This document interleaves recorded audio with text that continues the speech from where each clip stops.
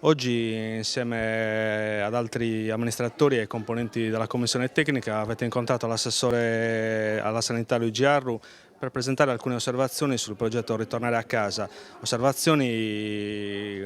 valutate sul campo da chi quotidianamente si occupa di questi progetti e dei malati soprattutto. Sì, noi come distretto sociosanitario di Nuoro abbiamo organizzato un tavolo tecnico che ha lavorato per un mese,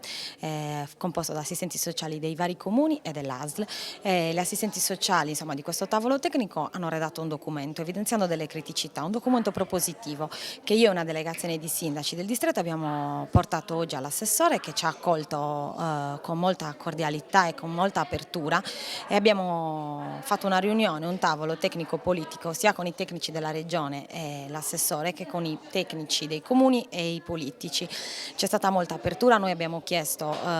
che le nostre osservazioni venissero ascoltate, soprattutto legate alla retroattività della misura, quindi le nuove linee guida entrano in vigore dal 7 maggio, noi chiediamo che i progetti presentati da gennaio al 6 maggio vengano valutati con le vecchie linee guida perché redatti con criteri diversi. Abbiamo chiesto una minor rigidità rispetto all'attivazione dei nuovi piani Ritornare a casa, che prevedono una finestra temporale molto piccola, molto stretta, cioè dal 1° luglio al 9 agosto, mentre invece la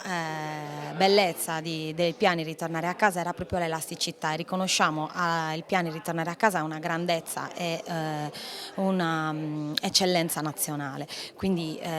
poi abbiamo concluso chiedendo una maggior proporzionalità nelle decurtazioni dei finanziamenti in base all'ISEE. Tutte le nostre proposte sono state accolte favorevolmente e l'assessore Arru ha promesso che avrebbe portato al più presto in commissione il nostro documento.